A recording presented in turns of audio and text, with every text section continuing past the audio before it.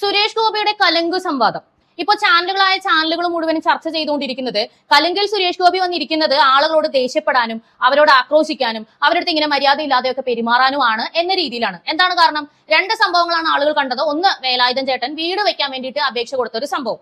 രണ്ടാമതായിട്ട് കണ്ടത് കരുവന്നൂരിൽ പൈസ നിക്ഷേപിച്ച് CPM-കാർ കട്ടുകൊണ്ട് പോയതുകൊണ്ട് അതിന്റെ പേരിൽ വിഷമിച്ചുകൊണ്ട് ആ കാശ് തിരിച്ചു കിട്ടാൻ MP എന്തെങ്കിലും ചെയ്യാമോ, താങ്കൾ ജയിക്കുവാണെങ്കിൽ ആ കാശ് തിരിച്ചു മേടിച്ചു തരാമെന്ന് പറഞ്ഞിരുന്നില്ലേ എന്ന് ചോദിച്ച ചേച്ചിയോട് അദ്ദേഹം പറഞ്ഞ മറുപടിയും ഇത് രണ്ടും ധാർഷ്ട്യമാണ് എന്നാണ് ഇവിടുത്തെ ചാനലുകാരും മറ്റു പാർട്ടിക്കാരും ഒക്കെ വിലയിരുത്തുന്നത്. തൃശ്ശൂരിലെ CPM സെക്രട്ടറി ആയിട്ടുള്ള അബ്ദുൾ ഖാദർ, അങ്ങനെ ഒരു CPM സെക്രട്ടറി ഉണ്ട്, നിങ്ങൾക്ക് അറിയുമെന്ന് എനിക്കറിയില്ല, എന്നാൽ ഞാനിപ്പോ കാണിച്ചു തരാം. ഒരു ജനപ്രതിനിധി എങ്ങനെയായിരിക്കണം ആളുകളുടെ അടുത്ത് പെരുമാറേണ്ടത്, എങ്ങനെയായിരിക്കണം കാര്യങ്ങൾ ചെയ്തു കൊടുക്കേണ്ടത്, ഒരു MP എന്തൊക്കെ ചെയ്യണം, ഒരു MLA എന്തൊക്കെ ചെയ്യണമെന്ന് അദ്ദേഹത്തെ പഠിപ്പിക്കാൻ വേണ്ടിയിട്ട് ചാനലുകളുടെ മുമ്പിൽ വന്ന് സംസാരിച്ചിട്ടുണ്ട്. ഇദ്ദേഹത്തിന് ഇതൊക്കെ കൃത്യമായ ബോധ്യമുള്ളത് കൊണ്ടാണല്ലോ ഇപ്പോഴും തൃശ്ശൂർ CPM സെക്രട്ടറി ആയിട്ട് തന്നെ ഇങ്ങനെ അങ്ങ് നിന്ന് പോയത്. അപ്പൊ അതവിടെ നിൽക്കട്ടെ. നമുക്ക് യഥാർത്ഥത്തിൽ കലങ്ക് സംവാദത്തിൽ എന്താണ് നടക്കുന്നത്? ഈ മീഡിയക്കാർ ആരും നിങ്ങളെ കാണിക്കാത്ത, അവിടെ ആ സംവാദത്തിന് ഡയറക്റ്റ് പോയ കുറെ ആളുകൾ മൊബൈലിൽ ഷൂട്ട് ചെയ്ത് എനിക്ക് അയച്ചു തന്ന ഒരുപാട് വിഷ്വൽസ് ഞാൻ നിങ്ങൾക്ക് കാണിച്ചു തരാം. അത് കണ്ടിട്ട് നിങ്ങൾ പറയൂ കലങ്ക് സംവാദത്തിൽ എന്താണ് നടക്കുന്നതെന്ന്.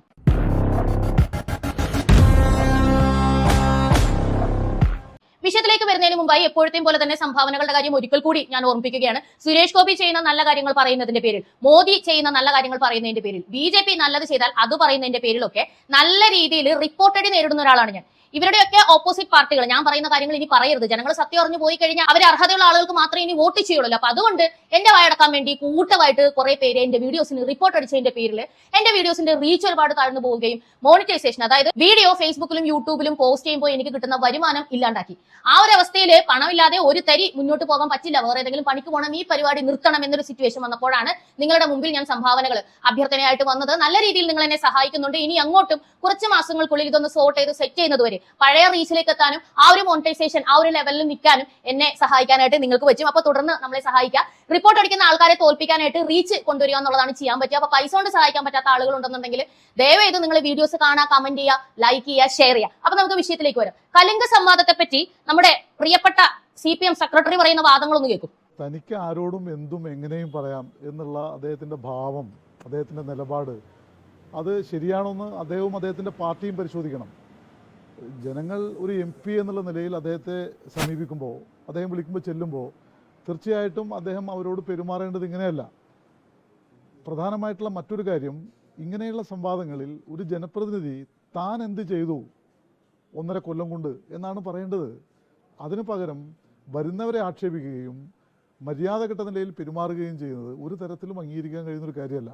ഇത് കേൾക്കുമ്പോൾ നമ്മൾ വിചാരിക്കും ഇദ്ദേഹം പറയുന്നത് പിണറായി വിജയനെ കുറിച്ചാണോ എന്ന്. അല്ല കേട്ടോ. പിണറായി വിജയൻ ഇതൊക്കെ ആവാം, ആളുകളോട് എന്തും പറയാം, കടക്ക് പുറത്തെന്ന് പറയാം, മാറി നിൽക്കുന്നു പറയാം, അദ്ദേഹത്തിനെതിരെ വരുന്ന ആൾക്കാരെ ചെടിച്ചട്ടിക്ക് അടിച്ചു പൊട്ടിക്കൂ തല, അല്ലെങ്കിൽ ഹെൽമെറ്റിന് അടിച്ചു പൊട്ടിക്കൂ എന്ന് പറയാം. എന്നിട്ട് ഇതൊക്കെ ജനമധ്യത്തിലേക്ക് വന്ന് പോലീസുകാരടക്കം അല്ലെങ്കിൽ ആൾക്കാരടക്കം ചോദ്യം ചെയ്യുമ്പോൾ അതൊക്കെ രക്ഷാപ്രവർത്തനമല്ലേ, അല്ലെന്നുണ്ടെങ്കിൽ അവരെ വണ്ടിയിലിടപെട്ട് മരിക്കില്ലേ എന്നൊക്കെ ന്യായീകരിക്കാം. അങ്ങനെ പല രീതിയിൽ പലത് ഇവരുടെ മന്ത്രിമാരായിട്ടുള്ള അല്ലെങ്കിൽ MLA-മാരായിട്ടുള്ള എല്ലാവർക്കും ചെയ്യാം. നിങ്ങളൊന്ന് നെഞ്ചിൽ കൈവച്ച് പറഞ്ഞ് CPM നേതാക്കന്മാരുടെ അത്രയും ധാർഷ്ട്യം കാണിക്കുന്നവരെ ഏതെങ്കിലും ഒരു നേതാവിനെ നിങ്ങൾ കണ്ടിട്ടുണ്ടോ? ഇപ്പൊ സുരേഷ് ഗോപി ദേഷ്യപ്പെടുന്നു എന്നാണല്ലോ പറയുന്നത്. ഞാൻ പല വീഡിയോസിലും പറഞ്ഞിട്ടുള്ളതാണ്, 100% റിയൽ ആയിട്ടുള്ള ഒരു വ്യക്തിയാണ് അദ്ദേഹം. അതുകൊണ്ട് തന്നെ എല്ലാ മനുഷ്യർക്കും ഉണ്ടാകുന്ന എല്ലാ വികാരങ്ങളും അദ്ദേഹത്തിനുണ്ട്. ഇനി പൊതുമധ്യത്തിൽ വന്ന് ഇങ്ങനെ ദേഷ്യപ്പെടേണ്ട ആവശ്യമില്ല എന്നൊക്കെ പറയുന്ന വ്യക്തികൾ പ്രത്യേകിച്ച് മനസ്സിലാക്കേണ്ട സംഗതി, അദ്ദേഹത്തിന് പ്രായം ഈ പറയുന്ന പോലെ 30-ഓ 40-ഓ ഒന്നുമല്ല. അദ്ദേഹത്തിന് നല്ല പ്രായമുണ്ട്, അദ്ദേഹത്തിന് ശാരീരികമായിട്ടുള്ള പല പ്രശ്നങ്ങളുണ്ട്, അതിന്റെയൊക്കെ ബുദ്ധിമുട്ട് മാനസികമായും അദ്ദേഹത്തിനുണ്ട്. ഇതിന്റെയൊക്കെ ഇടയിലാണ് ആയിരക്കണക്കിന് ആൾക്കാരുടെ കാര്യങ്ങളിൽ അദ്ദേഹം ഇടപെടുന്നത്, ആയിരക്കണക്കിന് ആൾക്കാരോട് സംസാരിക്കുന്നത്, അവരെ കേൾക്കുന്നത് എന്നുള്ളത് മനസ്സിലാക്കണം. ഇവർക്ക് അത് മനസ്സിലാകാൻ സാധ്യതയില്ല. കാരണം ഇവരാരും പാർട്ടിപരമായോ അല്ലെങ്കിൽ ജനപ്രതിനിധി എന്ന നിലയിലോ ജനങ്ങളുമായി അങ്ങനെ ഇടപെട്ടിട്ടില്ല. അങ്ങനെ ഇടപെടാൻ ഒരു അവസരം ഇവർ ഉണ്ടാക്കുകയുമില്ല. ഉമ്മൻചാണ്ടി ചെയ്ത പോലൊരു ജനസമ്പർക്ക പരിപാടി ചെയ്യുമെന്ന് തോന്നുന്നുണ്ടോ പിണറായി വിജയൻ? അതിന് 2 ജന്മം ജനിച്ചാലും ചെയ്യില്ല. കാരണം എന്താണെന്ന് വെച്ചാൽ ജനങ്ങൾക്കിടയിൽ ഇറങ്ങി നിൽക്കാൻ ഇവർക്ക് പേടിയാണ്. ജനങ്ങളുടെ മുൻപിൽ ജനങ്ങൾ ഒരു ചോദ്യം ചോദിച്ചാൽ ഇവർക്ക് പറയാനൊന്നുമില്ല. ഇവരാണ് കലിങ്കിൽ വന്നിരുന്ന് ജനങ്ങളോട് സംസാരിക്കുന്ന സുരേഷ് ഗോപിനെ ഇങ്ങനെ ഇരുന്ന് വിമർശിക്കുന്നത്. സുരേഷ് ഗോപി വിളിച്ചപ്പോ ഇവരൊക്കെ വരുന്നതെന്ന് പറയാം. സുരേഷ് ഗോപി വിളിച്ചിട്ടല്ല ആരും വരുന്നത്. അവിടെ കലിംഗ സംവാദത്തിന് പോയി നിന്ന് ആളുകളോട് ചോദിക്കും നിങ്ങൾ എന്തുകൊണ്ടാണ് വരുന്നത്? സുരേഷ് ഗോപി വരുന്നുണ്ടെന്ന് അറിഞ്ഞിട്ട് വന്നതാ. കഴിഞ്ഞ ദിവസം കരുവന്നൂരിന്റെ കാര്യം പറഞ്ഞ് സംസാരിച്ച ആ അമ്മ ഇപ്പൊ എല്ലാ ചാനലുകാരും അവരുടെ ബൈറ്റ് എടുക്കുന്നുണ്ട്. അവർക്ക് കാശ് പോയതും കാശ് തിരിച്ചു കിട്ടാത്തതൊന്നല്ല വിഷമം, സുരേഷ് ഗോപി നല്ല വാക്ക് പറഞ്ഞില്ല എന്നുള്ളതാ വിഷമം. ഇതൊക്കെ ആരുടെ അജണ്ടയാണെന്ന് നമുക്ക് മനസ്സിലാവും. വേലായുധൻ ചേട്ടനുണ്ടല്ലോ 27 വർഷമായിട്ട് CPM-ന്റെ വലിയ കൊണാണ്ടർ അദ്ദേഹത്തിന്റെ വീടിന്റെ മുമ്പിൽ ഇപ്പോഴും കുത്തിവെച്ചിട്ടുണ്ട് ആ കൊടി. എന്നിട്ട് ഒരു വീടിന് വേണ്ടി ഒരു BJP MP-യുടെ മുന്നിൽ പോയി നിവേദനം കൊടുക്കേണ്ടി വന്നു. നിങ്ങളുടെ പാർട്ടിക്കാരൻ ഉളുപ്പുണ്ടോ നിങ്ങൾക്ക്? നിങ്ങളൊക്കെ പോയി തൂങ്ങിച്ചാവും. സത്യം പറഞ്ഞാൽ അങ്ങനെയാ പറയണ്ടത്. ഉളുപ്പുണ്ടോ നിങ്ങൾക്ക്? ഇപ്പൊ അടുത്തൊരമ്മച്ച് നിങ്ങൾ ഓരോ പ്രോഗ്രാമിന് ഇങ്ങനെ ആൾക്കാരെ ഇളക്കിക്കൊണ്ട് വരുന്നത് ജനങ്ങൾക്ക് മനസ്സിലാവുന്നില്ലെന്നാണോ വിചാരം? MP-യുടെ പണിയല്ല വീട് വെച്ച് കൊടുക്കേണ്ടത്. അത് വേലായുധൻ ചേട്ടനായാലും ആര് വന്നാലും അങ്ങനെ തന്നെ. അത് നിങ്ങളല്ലേ ചെയ്യേണ്ടത്? സ്റ്റേറ്റ് ഗവൺമെന്റ് അല്ലേ ലൈഫ് കമ്പയിൻ ചെയ്തത് ചെയ്തിരിക്കുന്നത്? പിന്നെ എന്തിനാ സുരേഷ് ഗോപി മറുപടി പറയണം? സുരേഷ് ഗോപി അവിടെ ഇരുന്ന ആൾക്കാരെ ആശ്വസിപ്പിക്കാനും കൗൺസിൽ ചെയ്യാനും ഇരിക്കുന്ന ഒരു വ്യക്തിയല്ല. നിങ്ങളെ പോലെ പണിയില്ലാതിരിക്കുന്ന ആളുമല്ല. ദിവസത്തിൽ ഒരാളെ നിങ്ങൾക്ക് അത്രയൊക്കെ കാണുന്നുണ്ടാവുള്ളൂ, 1-2 പേര്, അല്ലെങ്കിൽ പിന്നെ 4 പാർട്ടിക്കാരായ കിംവദന്തിക്കാരെ. വേറെ ആരെയാണ് നിങ്ങൾ കാണുന്നത്? അതുപോലല്ല അദ്ദേഹം. അദ്ദേഹത്തിന്റെ ജനസമ്പർക്ക പരിപാടിയിൽ കലുങ്ക് സംഭാഷണം അല്ലെങ്കിൽ കലുങ്ക് സംവാദം എന്ന് പറഞ്ഞുകൊണ്ട് സുരേഷ് ഗോപി ചെയ്യുന്നത് യഥാർത്ഥത്തിൽ ഒരു ജനസമ്പർക്ക പരിപാടിയാണ്. അതിൽ 1-2 വീഡിയോസ് നിങ്ങളൊന്ന് കണ്ടു. നമസ്കാരം, ഞാൻ സുരേഷ് ഗോപി.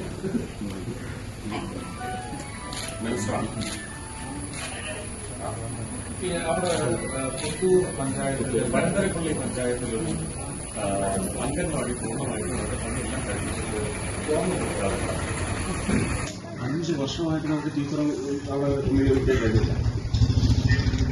ഓക്കെ, 26-ാം തീയതി ദിശ മീറ്റിംഗ് ഉണ്ട്. ഞാൻ കളക്ടറോട് പറഞ്ഞിട്ട് അങ്ങോട്ട് വരേണ്ടിയിരിക്കാൻ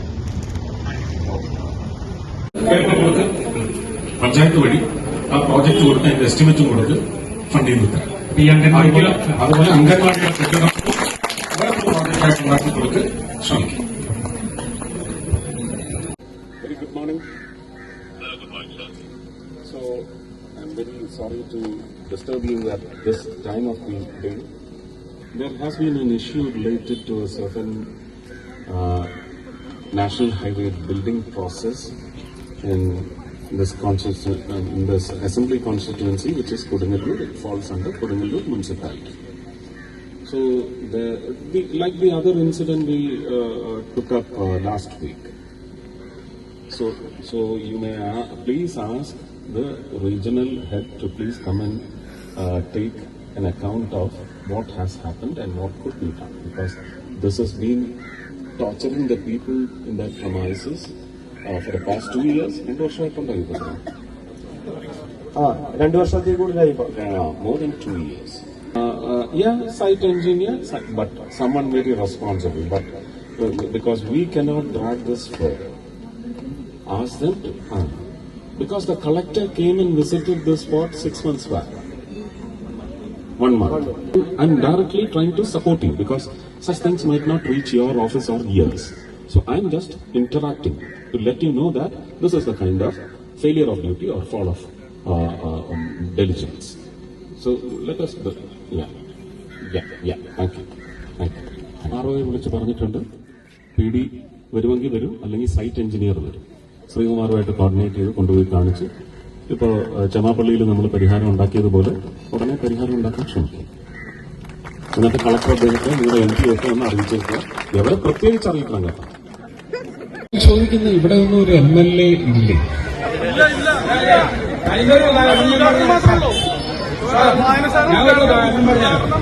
അതല്ല, ആരാ അവിടുത്തെ MLA? അല്ല, ഒന്ന് പോയി ചോദിച്ചിട്ടില്ല അവരുടെ അടുത്ത് എന്താണ്? ഞാനൊരു ഉദാഹരണം പറയാം. പറയുന്നില്ല. ഈ പാടശേഖരം മണ്ണെടുത്ത് നശിപ്പിക്കുന്ന ഒരു സംവിധാനം ഉണ്ടായിരുന്നു. അതിന്റെ ഒരു 20 കൊല്ലത്തോളം സമരം ചെയ്തിരുന്ന ആളാണ്. അപ്പൊ MLA ഒരു ഗുരുവായൂർ സദസ് വെച്ചിട്ടുണ്ടായിരുന്നു, സ്റ്റേറ്റ് കമ്മ്യൂണിറ്റിയാണ്. അപ്പൊ ഞാൻ എന്റെ പരാതിയായിട്ട് ചെന്ന് വേണ്ടി മണ്ണെടുത്ത് ഭൂമിയിൽ നശിപ്പിക്കണം, അതിന്റെ പേരിൽ നിങ്ങളുടെ നടപടി ഉണ്ടാവും. ഉടനെ ആള് കളക്ടർക്ക് വേണ്ടി അന്വേഷിച്ച ഉടനെ നടപടിയൊക്കെ കാണുന്നുണ്ട്. അപ്പൊ തന്നെ യൂണിയൻകാര് ഈ നിർമ്മാണം നടത്തിയിട്ട് കയറ്റിറക്കി നടത്തേണ്ടതൊക്കെ അവരാണ്. അവരൊരു പരാതി കൊടുത്തു. ഈ ഞങ്ങളുടെ തൊഴിൽ നഷ്ടപ്പെടുന്ന ഈ സമരം സംഭവം കാരണം അതിന്റെ പേരിൽ ഉടനെ ആളും പറഞ്ഞു ഇതിനെ ഒരു അനുകൂലമായി തീരുമാനമെടുക്കാൻ പറഞ്ഞ് പൊറശ്ശേരി പഞ്ചായത്തിൽ കിട്ടും. ഇതാണ് സംവിധാനം. ഡീസൽറ്റേഷൻ കേരളത്തിലെ 36 ഡാമുകളിലും ഡീസൽറ്റേഷൻ എന്ന് പറയുന്നത് അനിവാര്യതയായി വന്നിരിക്കുകയാണ്. ഒരു മഴ പെയ്യുമെന്നറിയില്ല, 4, 5, 6 ഷട്ടറുകൾ തുറന്നു വിടുന്നു. 1 അടി 2 അടിക്ക് തുറന്നു വിടുന്ന ഗതികേടിലാണ്. ഡീസൽറ്റേഷൻ നടത്തി അതിനകത്ത് ചെളി കിടക്കുന്നിടത്ത് വെള്ളം കൊള്ളാനുള്ള സ്പേസ് ഉണ്ടാക്കി വെച്ചാൽ മറ്റെന്തെങ്കിലും ദുഷിച്ച കച്ചവടം ഉണ്ടെങ്കിൽ അതിന് തടസ്സം വീഴുമെങ്കിൽ പിന്നെ ഞാൻ അതിനകത്ത് അഭിപ്രായം പറയാം. കിടക്കുന്ന ചെളിയെടുത്ത പാവം കുമ്പാരികൾക്ക് കൊടുത്താൽ അത് കഞ്ഞിവിടും. ഏതാണെങ്കിൽ അത്തരത്തിലുള്ള ഒരു ഇടപെടൽ ഒരു പദ്ധതിയാണ്.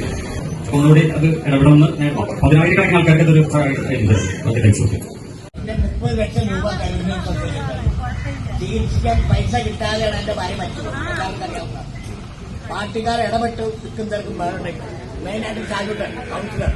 അദ്ദേഹം ശേഷം പല പ്രാവശ്യമായിട്ടാണ് എനിക്ക് പൈസ ഇവർ ഈ പൈസ ഈ നാട് നന്നാക്കാൻ നടക്കുന്നത് എവിടേക്ക് നടക്കുന്നത് എന്താ ജനങ്ങളുടെ പൈസ കൊടുക്കാത്തത്? ജനങ്ങളുടെ പൈസ കൊടുക്കും. സാറോട് ഒരു കാര്യം കൂടി എനിക്ക് പറയാനുള്ളത്, ഇതിന് മുൻഗണന എടുത്ത് നിങ്ങൾ പ്രവർത്തിച്ചെങ്കിൽ ആരും പ്രവർത്തിക്കാനില്ല. ഞാൻ കൂടെ വന്ന് ഞാൻ 82 വയസ്സുകാരനാണ്. ആ പ്രാവശ്യം പെട്ടി കൊടുത്ത് ഞാൻ ജീവിക്കുന്നത്. 82 വയസ്സുകാർക്ക് ആളോട് വണ്ടി ഓടിക്കുന്നത്. ഇതിന് ഇഡിയെ കൊണ്ട് ഇതിനുള്ള മറുപടി ഞാൻ പറയിപ്പിക്കും. സാറ് പറയിപ്പിക്കാനേ പറ്റുള്ളൂ, വേറെ ആർക്കും പറയാൻ പറ്റില്ല.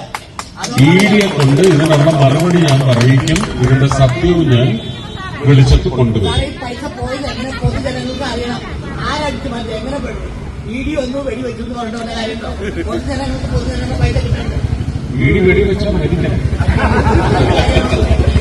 അതുകൊണ്ട് എന്റെ ആവശ്യം സാറ് ഒന്നതിന്റെ മുൻപിൽ നിന്ന് ജനങ്ങളുടെ പൈസയ്ക്ക് വേണ്ടി എന്തെങ്കിലും ചെയ്തില്ലെങ്കിൽ വേറെ ആരും ചെയ്യാൻ ഇതുവരെ ചെയ്തത് മുഴുവൻ ആരാ ചെയ്തത്? ഞാനല്ല, എന്റെ സർക്കാരാണ് ചെയ്തത്.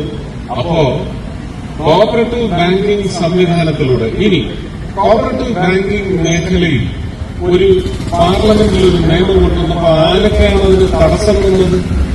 നിങ്ങൾ അവരെയൊക്കെ പിന്നെയും വോട്ട് കൊടുത്തങ്ങ് പോഷിപ്പിച്ചില്ലേ? ഇല്ലേ? 19 പേരും അവരുടെ പാർട്ടിയും ആ അമെന്റ്മെന്റിനെ എതിർത്തവരാണ്. എന്തുകൊണ്ടാണ്? പാർലമെന്റിൽ ഒരു നിയമം കൊണ്ടുവന്നപ്പോ അതിന് തടസ്സം വെച്ചവരാണ്, കല്ല് വെച്ചവരാണ്. അവരും ഈ പറയുന്ന പാവങ്ങളുടെ ജീവിതത്തിനാണ് കല്ല് വെച്ചത്. ആണോ? ഇതിൽ എത്ര എണ്ണം നിങ്ങൾക്ക് വേറെ ചാനലുകാർ കാണിച്ചു തന്നു എന്ന് എനിക്കറിയില്ല. സുരേഷ് ഗോപി ദേഷ്യപ്പെടുന്നത്, സുരേഷ് ഗോപി ധാർഷ്ട്യം കാണിക്കുന്നത്, ഇതൊക്കെയാണല്ലോ കാണിക്കാനായിട്ട് ആൾക്കാർക്ക് തിരുക്കം. കഴിഞ്ഞ ദിവസം ഞാൻ കണ്ടൊരു വീഡിയോ, സുരേഷ് ഗോപി ഇങ്ങനെ ഒരു കസേരയിൽ ഇരുന്നിട്ട് എഴുന്നേക്കാണ്, ഉടനെ ആ കസേര മാറ്റിച്ചു. അപ്പൊ ക്യാപ്ഷൻ എഴുതിയേക്കാണ്, തമ്പ്രാന് ചെറിയ കസേര പോലെ വലിയ കസേര. ആ വീഡിയോ കണ്ടാൽ അറിയാം, കസേരയിൽ ഇരുന്ന അദ്ദേഹം എഴുന്നേറ്റിട്ട് മുണ്ട് നനഞ്ഞു, കസേര നനഞ്ഞിരിക്കുക, കുഷ്യൻ നനഞ്ഞിരിക്കുക. ഇപ്പുറത്തിരിക്കുന്ന ചേച്ചി തൊട്ട് നോക്കിയിട്ട് അയ്യോ കുഷ്യൻ നനഞ്ഞിരിക്കുവാണല്ലോ ചേട്ടാ, മുണ്ട് നനഞ്ഞു, അദ്ദേഹത്തിന്റെ ഇരുന്ന മുണ്ട് നനഞ്ഞു. അത് മാറ്റിയിട്ട് വേറെ കസേര ഇട്ടേനാണ് ഇവർ ഈ പറയുന്നത്. നിങ്ങളൊന്ന് ആലോചിച്ച് നോക്കുക, നിങ്ങൾ നനഞ്ഞ കസേരയിൽ ഇരിക്കോ? ഇത്രയും പ്രായമുള്ള ആ മനുഷ്യൻ നനഞ്ഞ കസേരയിൽ ഇരുന്ന് ചെയ്യണം. അത് ഇത് നനഞ്ഞിരിക്കുക, ഈ കസേര ഒന്ന് മാറ്റിത്തരുമെന്ന് പറയാൻ പാടില്ല അദ്ദേഹത്തിന്. എന്തിനേക്കാ വിമർശിക്കുന്നത്? നിങ്ങളൊന്ന് ആലോചിച്ച് നോക്കിയാൽ എന്തിനാ വിമർശിക്കുന്നത്? ആരെയാ വിമർശിക്കുന്നത്? ഒരൊറ്റ അജണ്ടയേ ഉള്ളൂ. ഒരു സുരേഷ് ഗോപി ഇത്രയധികം ചെയ്താൽ, ഒന്നിലധികം സുരേഷ് ഗോപിക്കാർ കേരളത്തിൽ വന്നു കഴിഞ്ഞാൽ CPM-കാർക്ക് ബംഗാളിലെ അതേ അവസ്ഥ വരും എന്ന് അവർക്കറിയാം. ഇപ്പോഴെന്താ ഇദ്ദേഹത്തൊക്കെ കണ്ടില്ലേ, വെള്ളം ഇട്ട് ഇങ്ങനെ ചുളുങ്ങാത്ത ഡ്രസ്സും ഇട്ട് ഇങ്ങനെ നടക്കുക. ഇതാണ് രാഷ്ട്രീയം കൊണ്ട് ഇവർ ഉദ്ദേശിക്കുന്നത്. ഇവരുടെ കാര്യങ്ങളൊക്കെ നടക്കും, ഇവരുടെ വീട് സെറ്റാവും, മക്കൾ സെറ്റാവും, ഇവരുടെ സ്വത്തുക്കൾ സെറ്റാവും, എല്ലാ കാര്യങ്ങളും സെറ്റാവും. പക്ഷെ ഇവർക്ക് ചുറ്റുമുള്ള ഒരു ജനങ്ങളും ഗതി പിടിക്കില്ല. വേലായുധൻ ചേട്ടന്റെ കാര്യം നിങ്ങൾ കണ്ടല്ലോ. ഞാൻ പറയുന്നതിന് ഏറ്റവും വലിയ തെളിവ് അദ്ദേഹം. ഇപ്പൊ സുരേഷ് ഗോപി നിരസിച്ചതിന്റെ പേരിൽ വീട് വെക്ക. നാണം ഉണ്ടോടെ? ഇത്രയും നാള് നിങ്ങളുടെ പാർട്ടിക്കാരനായ ചുമന്ന കുടിയും പിടിച്ച് ആ മനുഷ്യൻ അവിടെ ഉണ്ടായിരുന്നല്ലോ. നാണം ഉണ്ടോ? ഉളുപ്പുണ്ടോ? നാണം ഉണ്ടോ? ആ സുരേഷ് ഗോപിയുടെ അവിടം വരെ എത്തിയതിനു ശേഷം ചെന്നിരിക്കുന്നതാ. ഇപ്പൊ ആ കരുവന്നൂരിന്ന് കാശ് പോയ അമ്മച്ചീനെയും കൈരളിയിൽ പോസ്റ്റ് ഇട്ടൊക്കെ CPM-കാരി എന്ന് ആശ്വസിപ്പിച്ചിട്ട് പൈസ തിരിച്ചു കൊടുക്കാന്ന് പറഞ്ഞു. അത് ശരി, അവർക്ക് കൊടുക്കും, ബാക്കിയുള്ളവർക്കോ? ഇയാൾ പറയുന്നുണ്ട് മുഖ്യമന്ത്രിനെ കാണാനാണ് കരുവന്നൂരത്തെ കേസ് പറഞ്ഞപ്പോഴത്തേക്ക് സുരേഷ് ഗോപി പറയുന്നത് മുഖ്യമന്ത്രിനെ കാണാനാണ് ഞങ്ങൾക്ക് അറിഞ്ഞൂടെ. എന്താ നിങ്ങൾക്ക് പോയി കണ്ടൂടെ? കരുവന്നൂര് നിങ്ങളുടെ സഖാക്കൾ കട്ട കാശ് സുരേഷ് ഗോപി തരണോ? അങ്ങനെ ഇപ്പം നിങ്ങളുടെ അങ്ങ് ആൾക്കാരെല്ലാരും കൂടി അങ്ങ് ഉണ്ടാക്കിച്ച് BJP-കാരതങ്ങ് നികത്തു എന്നുള്ള മൈൻഡ് ഒന്നും, അങ്ങനത്തെ ചിന്തയൊന്നും നിങ്ങൾക്ക് വേണ്ട. ജനങ്ങളോട് കൂടിയാണ് ഞാൻ പറയുന്നത്. നിങ്ങൾ ആയ കാലം മുഴുവനും ചുമപ്പ് കൊടിയും പിടിച്ച് നടന്നിട്ട് പിന്നെ ഇപ്പൊ ആരോടാ ചോദിക്കുന്നത്? ഞങ്ങൾക്ക് അത് കിട്ടുന്നില്ല, ഇത് കിട്ടുന്നില്ല, താന്ന് ആരോടാ ചോദിക്കുന്നത്? നിങ്ങൾ വോട്ട് പോലും ചെയ്യാത്ത BJP-കാരനായ ഒരു MP-യോട് നിങ്ങൾക്ക് നാണില്ല? നാണുണ്ടോ നിങ്ങൾക്ക്? നിങ്ങളല്ലേ പറഞ്ഞത് തൃശ്ശൂർക്കാർക്ക് അബദ്ധം പറ്റി എന്ന് പറയുന്നവരാണല്ലോ കാര്യം കാണാൻ അങ്ങനെ പുറകെ നടക്കുന്നത്. നാണുണ്ടോ നിങ്ങൾക്ക്? നിങ്ങൾ വോട്ട് ചെയ്തോ, നിങ്ങൾ സപ്പോർട്ട് ചെയ്തോ, ഒരു വാക്ക് അദ്ദേഹത്തെ പറ്റി നല്ലത് പറയുന്നുണ്ടോ? ഇപ്പൊ ഈ അമ്മച്ചി തന്നെ സുരേഷ് ഗോപി അദ്ദേഹം പെരുമാറിയത് മോശമായി പോയി. ആ വീഡിയോ മുഴുവനായി ഞാൻ കഴിഞ്ഞ വീഡിയോയിൽ പ്രദർശിപ്പിച്ചാണ്, നിങ്ങൾ കണ്ടതാണല്ലോ. എന്താണ് മോശമായി അദ്ദേഹം പറഞ്ഞത്? ED കണ്ടെടുത്ത പൈസ നിങ്ങൾക്ക് വിതരണം ചെയ്യണമെങ്കിൽ മുഖ്യമന്ത്രി അത് റിസീവ് ചെയ്ത് പ്രൊസീജിയറാ. ആ അമ്മയ്ക്ക് അത് കേൾക്കാൻ പറ്റിയില്ല എന്നൊക്കെ പറയുന്നുണ്ട്. അത് ബാക്കിയുള്ള ഒരു ബഹളം വെച്ചുകൊണ്ട് അവർ കേട്ടതായിരിക്കും, നമ്മൾ കേട്ടല്ലോ. ഇതിലും മാന്യമായി എങ്ങനെയാണ് അദ്ദേഹത്തിന് സംസാരിച്ചത്? ശരിക്കും പറഞ്ഞാൽ സുരേഷ് ഗോപി നല്ല ദേഷ്യപ്പെട്ട് സംസാരിക്കുന്ന വ്യക്തി, അദ്ദേഹത്തിന്റെ ക്യാരക്ടർ അങ്ങനെ. എനിക്കിത് റിലേറ്റ് ചെയ്യാൻ പറ്റുന്ന എന്താണെന്ന് വെച്ചാൽ ഞാനും അങ്ങനെ തന്നെ. അതുകൊണ്ട് മര്യാദയ്ക്ക് സംസാരിക്കുവാണെങ്കിൽ നമുക്ക് മര്യാദയ്ക്ക് സംസാരിക്കാൻ ഒരു കുഴപ്പമില്ല.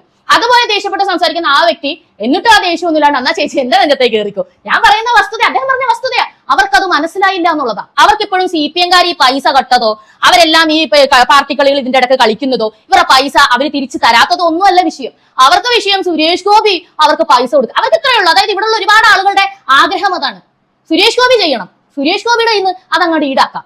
അങ്ങനെയുള്ള ആഗ്രഹങ്ങളൊന്നും വേണ്ട. അദ്ദേഹം കഷ്ടപ്പെട്ടതും ഇപ്പൊ കഷ്ടപ്പെടുന്നതും ഇനി അങ്ങോട്ട് കഷ്ടപ്പെടുന്നതും പാർട്ടിക്കാരുണ്ടാക്കി വെച്ച ഡാമേജുകൾ നികത്താനല്ല. നിങ്ങളൊക്കെ പാർട്ടിക്ക് കൊടി പിടിക്കാൻ പോകുന്നതിന് മുമ്പ് നിങ്ങൾ ചിന്തിക്കണമായിരുന്നു. ഇവന്മാരുടെ ഇന്ന് തേപ്പ് കിട്ടോ, ഇവന്മാര് വല്ലതൊക്കെ ചെയ്തു തരുമോ, അതൊന്നും വേണ്ട, ചോപ്പ് മതി എന്ന് പറഞ്ഞു നടന്നിട്ട് ഇപ്പൊ എന്തിനാ അദ്ദേഹത്തിന്റെ പുറകെ നടക്കുന്നത്? കലങ്ക സംവാദം എന്ന പേരിൽ നടക്കുന്നത് ക്ലിയർ ആയിട്ടുള്ള ജനസമ്പർക്ക പരിപാടിയാണ്. പഞ്ചായത്തിൽ നിന്നും നീതി നടപ്പാക്കി കിട്ടുന്നില്ല എന്ന് പറയുന്നിടത്ത് അപ്പൊ വിളിക്കാണ് അദ്ദേഹം പഞ്ചായത്തിലേക്ക്, സുരേഷ് ഗോപിയാണ് എന്ന് പറഞ്ഞുകൊണ്ട്. ആ പവർ നിങ്ങളൊന്ന് ആലോചിച്ച് നോക്കിയേ. അപ്പൊ വിളിക്കാണ് കോർപ്പറേഷനിലേക്ക്. ഓരോ കാര്യങ്ങൾ പറയുമ്പോൾ അവരടുത്ത് പറയാണ് എസ്റ്റിമേറ്റ് കൊണ്ടുവരും, പ്ലാൻ കൊണ്ടുവരും, ഇന്ന സ്ഥലത്ത് ഏൽപ്പിക്കും, ഓരോ ആൾക്കാരെ വിളിച്ച് അത് റെഡിയാക്കുകയാണ്. ഇങ്ങനെ ഒരു ജനപ്രതിനിധിനെ അല്ലേ നിങ്ങൾ പ്രതീക്ഷിച്ചത്, അല്ലെങ്കിൽ നിങ്ങൾ ആഗ്രഹിക്കുന്നത്?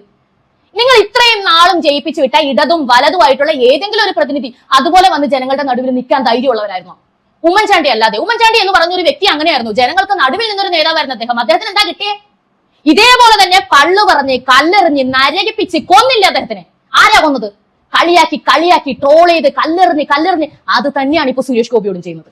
നല്ലൊരു വ്യക്തിനെ നഷ്ടപ്പെടുത്താൻ ഭയങ്കര എളുപ്പമാണ്. ജനങ്ങളെ നിങ്ങൾ മനസ്സിലാക്കിക്കോ. അങ്ങനെ അങ്ങോട്ട് ഇറങ്ങിപ്പോയ ഈ കളിയാക്കുന്നവർക്ക് ഒരു മാങ്ങണ്ടിയില്ല. നഷ്ടം നിങ്ങൾക്കാ. നാളെ എന്തെങ്കിലും ഒരു കാര്യം ഉണ്ടെങ്കിൽ നിങ്ങൾക്ക് ഓടിച്ചെല്ലാൻ ആ മനുഷ്യനേ ഉള്ളൂ, ഓടിച്ചെല്ലാൻ ആ മനുഷ്യന്റെ വീടേ ഉള്ളൂ, ആ ഓഫീസേ ഉള്ളൂ. അത് നിങ്ങൾക്കൊരു കാര്യം വരുമ്പോൾ മനസ്സിലാവും. നടക്കാവുന്ന കാര്യമാണെങ്കിൽ അദ്ദേഹം നടത്തി തരികയും ചെയ്യും. ഒരുപാട് അനുഭവങ്ങളുള്ള ഒരുപാട് പേര് ഇവിടെ ഉണ്ട്. അത് ട്രസ്റ്റ് വഴിയാണെങ്കിൽ ട്രസ്റ്റ് വഴി, സ്വന്തം പോക്കറ്റിൽ നിന്നാണെങ്കിൽ സ്വന്തം പോക്കറ്റിൽ നിന്ന്, ഗവൺമെന്റ് വഴിയാണെങ്കിൽ ഗവൺമെന്റ് വഴി അവിടെ കാര്യം നടന്നിരിക്കും. അതുപോലെ വിശ്വസിച്ച് ചെല്ലാൻ പറ്റിയ ഏത് ജനപ്രതിനിധി ഉണ്ട് ഇവിടെ? വിശ്വസിച്ച് നമ്പർ കൊടുത്താൽ തന്നെ പിറ്റേ ദിവസം എന്തായിട്ടേക്കണെന്ന് പറഞ്ഞ് മെസ്സേജ് അയക്കണവന്മാരാ ഈ പാർട്ടിക്കകത്തിരിക്കുന്ന മുഴുവനും. അപ്പൊ അതിൽ നിന്നൊക്കെ വ്യത്യസ്തമായ ഒരു മനുഷ്യൻ വരുമ്പോ നിങ്ങൾ പൂച്ചെണ്ടെറിയണ്ട, അല്ലെങ്കിൽ പൂ കൊടുത്ത് സ്വീകരിക്കണ്ട. നിങ്ങൾക്ക് നല്ല വാക്ക് പറയാൻ പറ്റില്ലെങ്കിൽ നിങ്ങൾ മിണ്ടാതിരിക്കും. ബാക്കിയുള്ള ജനങ്ങൾക്കെങ്കിലും അദ്ദേഹത്തിനെ കൊണ്ടുള്ള പ്രയോജനം ഉണ്ടായിക്കോട്ടെ. ഇപ്പോ 3 സ്ഥലത്ത് തൃശ്ശൂർ അദ്ദേഹം ഇരുന്നപ്പോൾ ഉണ്ടായ കോലാഹലങ്ങളാണ് നിങ്ങൾ ഈ കണ്ട 2 വിഷയം. ഈ ചാനലുകാരും മുഴുവൻ ഈ 2 വൃദ്ധരായ വ്യക്തികളെയും പൊക്കിക്കൊണ്ട് സുരേഷ് ഗോപി എന്തോ വലിയ കുറ്റമാണ് കലിങ്കിൽ ഇരുന്ന് ചെയ്യുന്നത് എന്ന രീതിയിൽ സ്ഥാപിക്കാൻ നോക്കുമ്പോൾ നിങ്ങൾ കാണാതെ പോകരുത് യഥാർത്ഥത്തിൽ എന്താണ് ആ കലിങ്കിൽ നടക്കുന്നത് എന്നുള്ളത്. ഒരുപാട് റാൻഡംലി ഒരുപാട് ചാനലുകൾ ഇത് വരുന്നുണ്ട്. അതൊക്കെ കാണുക, അതൊക്കെ കണ്ട് മനസ്സിലാക്കുക. ഒരു ജനപ്രതിനിധി എങ്ങനെയായിരിക്കണം എന്നുള്ളതിന്റെ ക്ലിയർ വേർഷനാണ് ഈ ചൂടത്ത്. നിങ്ങളൊന്ന് ആലോചിച്ച് നോക്കണം. നമ്മുടെ ക്ലൈമറ്റ് ഇപ്പൊ എന്താ? അദ്ദേഹത്തിന് AC റൂമിൽ ഇരുന്നാൽ മതി.